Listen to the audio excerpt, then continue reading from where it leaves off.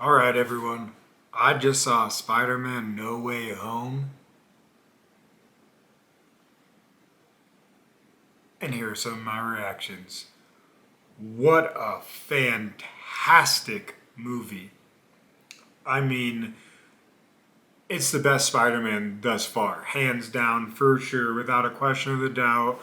All the other Spider-Man, this is the best Spider-Man movie I have ever seen, period.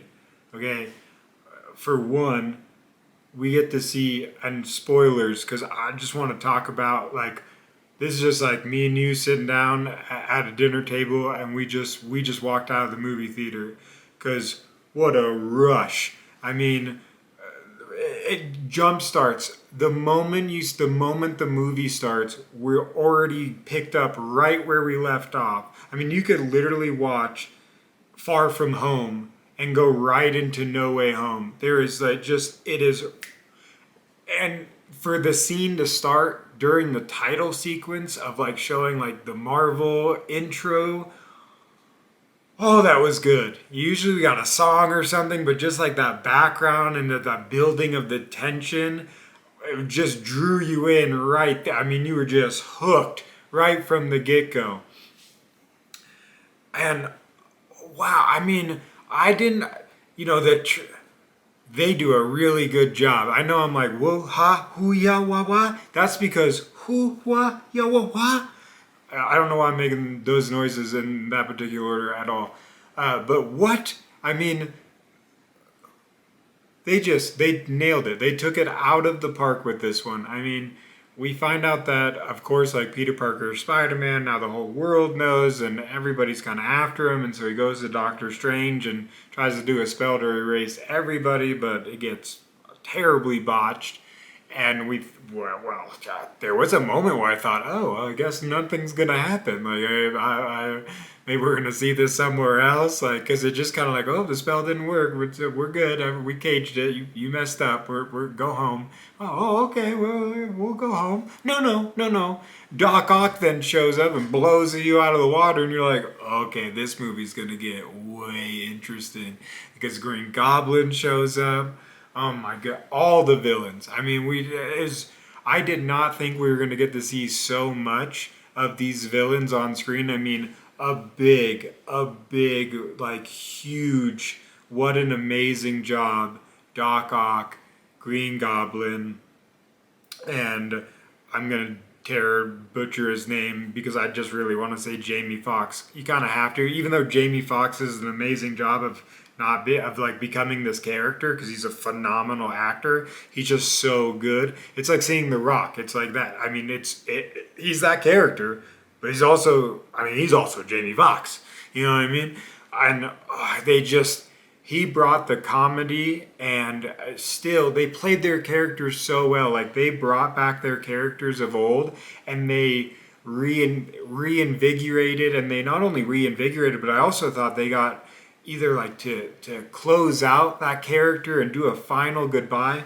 The Willem Dafoe, and I hope I said his name correctly, did such just, oh my goodness, his duality between Green Goblin and Norman Osborn. See, I can get those. Was just phenomenal to see on screen, and he did such a good job at playing both and really diving in and becoming those characters in such a new way.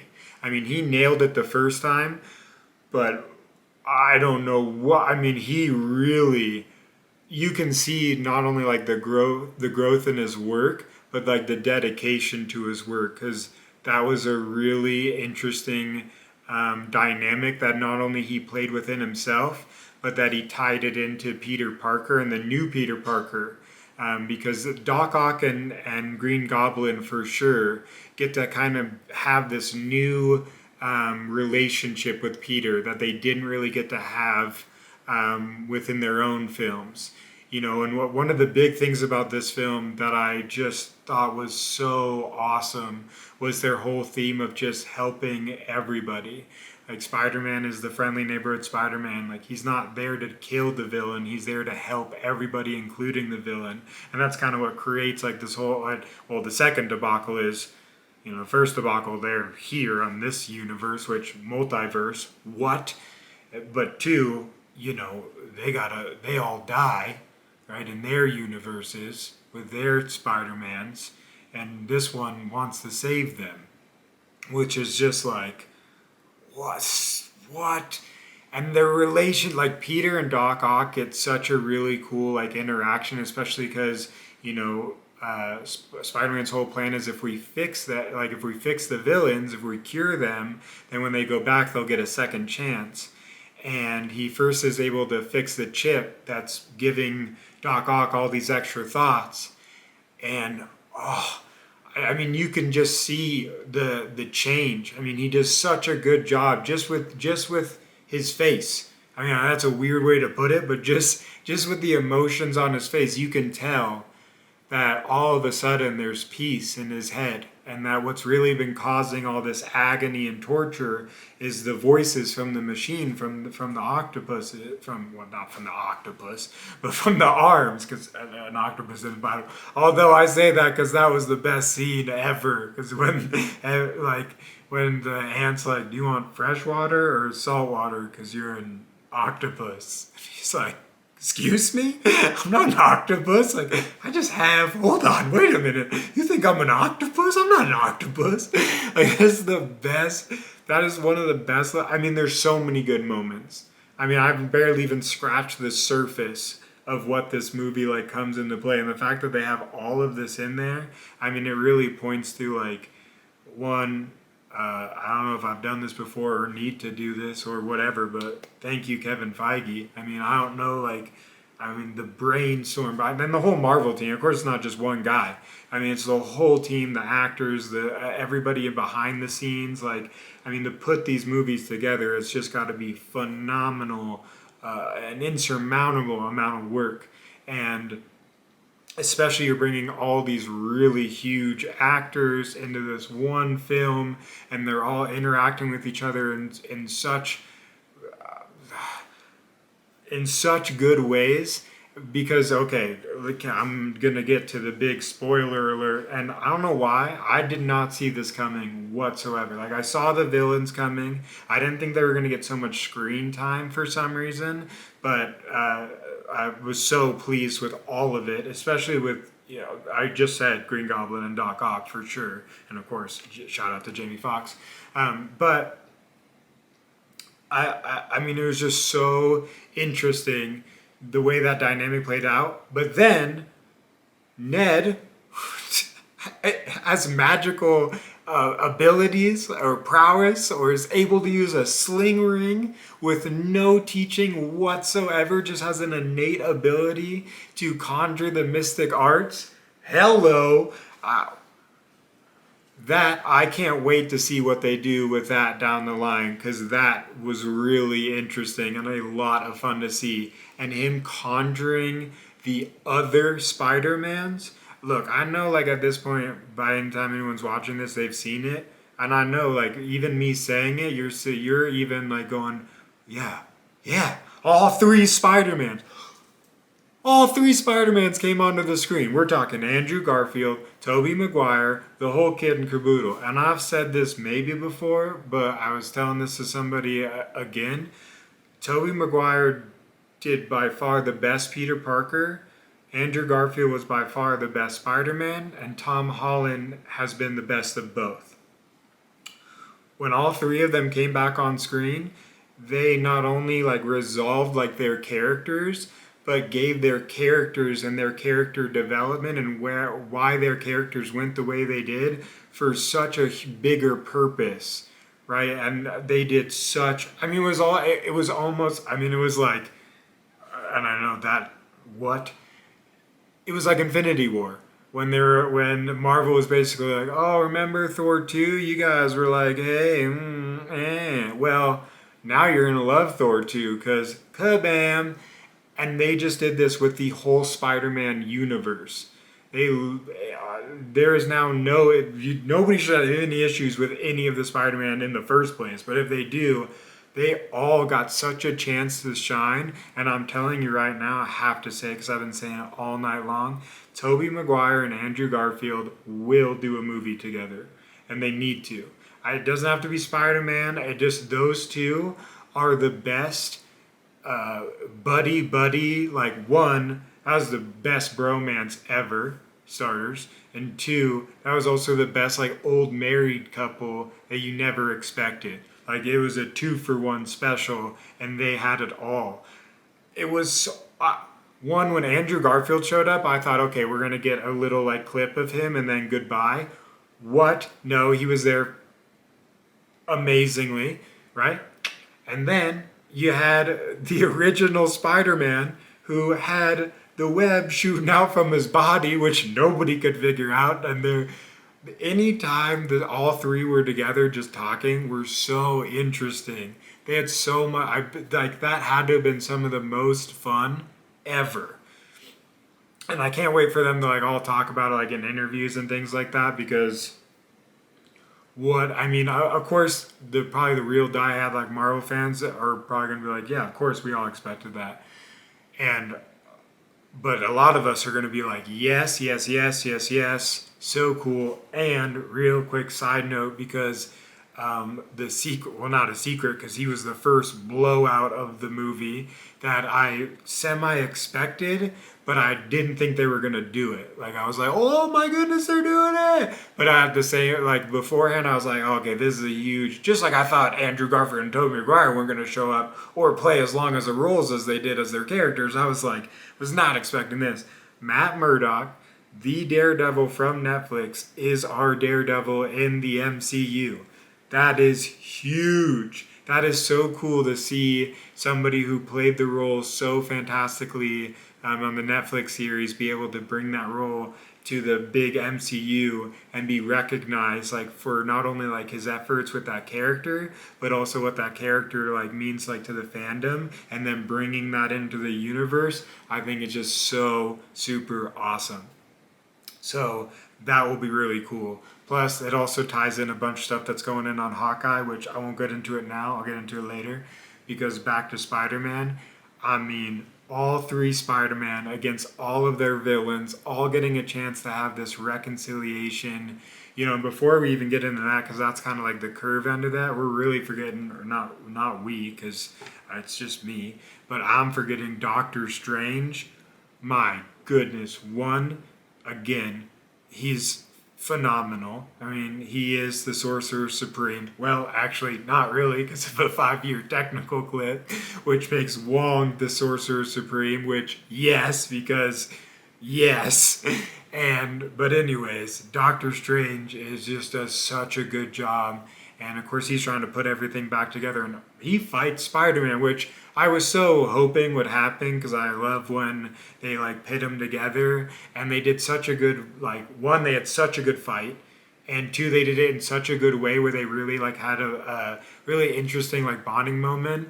It was really very, I don't want to say similar to the way like Tony Stark and Spider-Man had, but it was a reminiscence of that, and it was hopefully like in continuation.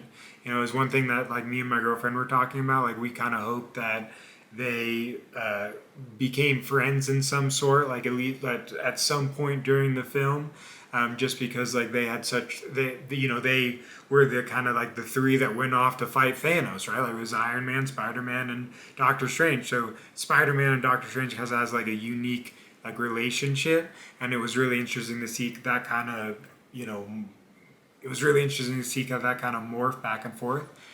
And my goodness, just I mean, and the things that Spider-Man had to face, like one with the passing of MJ was, or not MJ, my apologies, with his aunt, was just so heartbreaking. But it was such a powerful moment. They really pulled the uncle card in the best way possible. You know, it was for as much as like with the third Spider-Man, like nobody's really wanted like to do like the origin story. And so he hasn't really like, yeah, he's had some like losses and things like that, but this was like this was like Uncle Ben status. or MJ. You know, it was really cool when they all were on that rooftop and they were all talking to each other about, you know, their losses and what they had become, and kind of telling this to, you know, Peter Parker. They're all Peter Parker. Spider-Man 3, Spider-Man 1, Tom Holland, you know, about their past and who they had become.